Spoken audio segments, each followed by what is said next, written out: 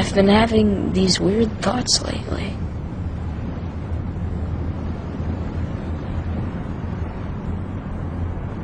Like, is any of this for real or not?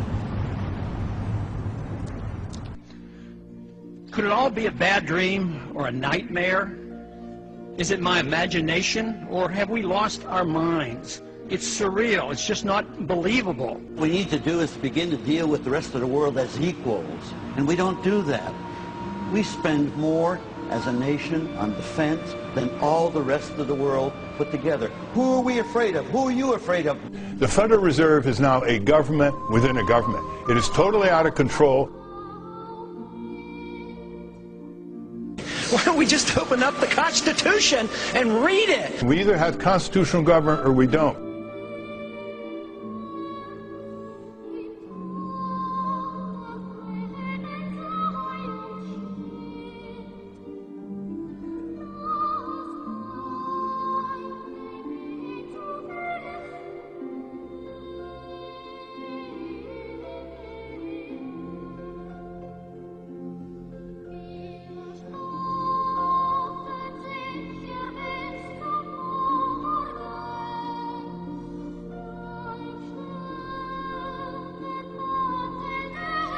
Right now, we're building an embassy in Iraq that's bigger than the Vatican. We're building 14 permanent bases. What would we say here if China was doing this in our country or in the Gulf of Mexico? We would be objecting. We need to look at what we do from the perspective of what would happen if somebody else did it to us. The Federal Reserve is no more federal than Federal Express, but yet it has the power to determine the direction of use of money in our economy.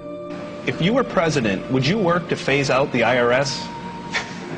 Immediately. That's what they call a softball. And you can only do that if you change our ideas about what the role of government ought to be.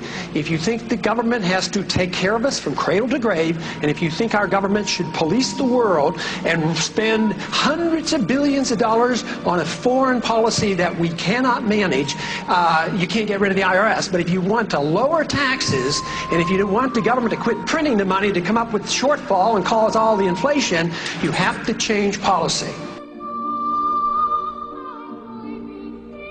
What would be the first two things you would do if you were in Mr. Bernanke's seat tomorrow morning?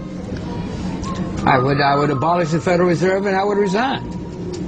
But eventually you don't need the Federal Reserve. No, it's caused too much trouble. Central banking has always been harmful. It's a seductive way of financing big government. Conservatives love it because you can pay the military bills. Liberals love it because you can pay the welfare state bill. But it's all deception. It's all a tax. It eventually destroys and hurts the very people you're trying to help.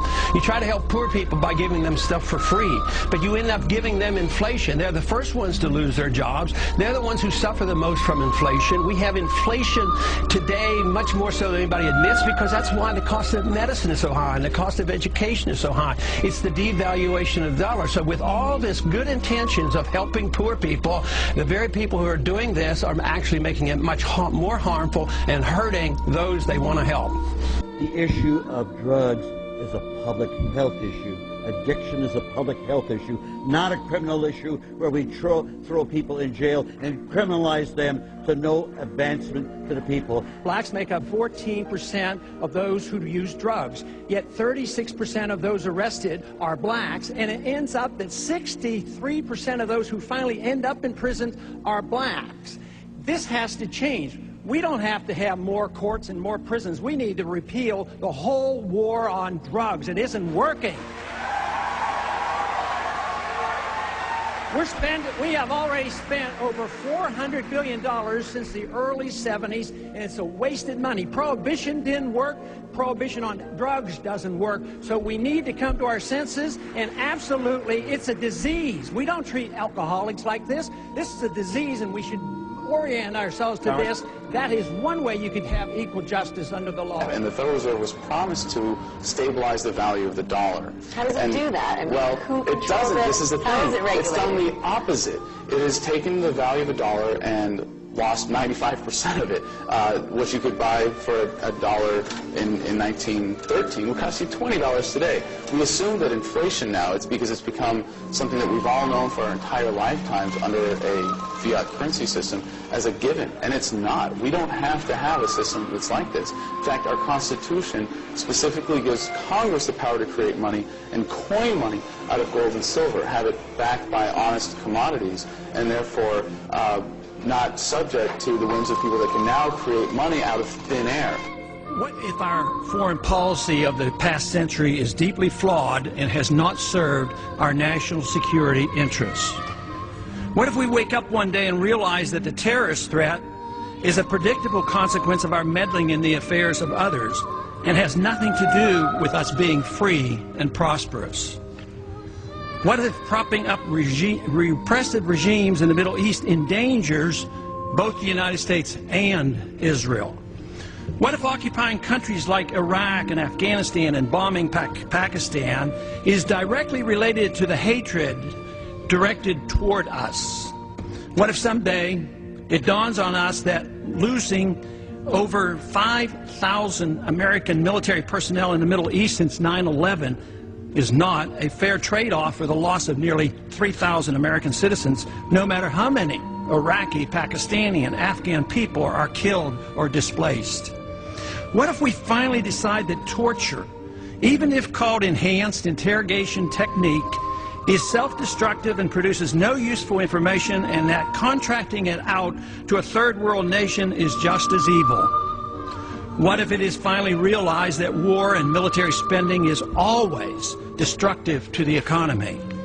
What if all wartime spending is paid for through the deceitful and evil process of inflating and borrowing? What if we finally see that wartime conditions always undermine personal liberty? What if conservatives who preach small government wake up and realize that our interventionist foreign policy provides the greatest incentive to expand the government? What if conservatives understood once again that their only logical position is to reject military intervention and managing an empire throughout the world? What if the American people woke up and understood that the official reasons for going to war are almost always based on lies and promoted by war propaganda in order to serve special interests? What if we as a nation came to realize that the quest for empire eventually destroys all great nations? What if Obama has no intention of leaving Iraq? What if a military draft is being planned for the wars that will spread if our foreign policy is not changed? What if the American people learn the truth, that our foreign policy has nothing to do with national security, that it never changes from one administration to the next? What if war and preparation for war is a racket serving the special interests? What if President Obama is completely wrong about Afghanistan and it turns out worse than Iraq and Vietnam put together? What if Christianity actually teaches peace and not preventive wars of aggression? What if diplomacy is found to be superior to bombs and bribes in protecting America? What happens if my concerns are completely unfounded? Nothing. But what happens if my concerns are justified and ignored? Nothing good. And I yield back the balance of my time.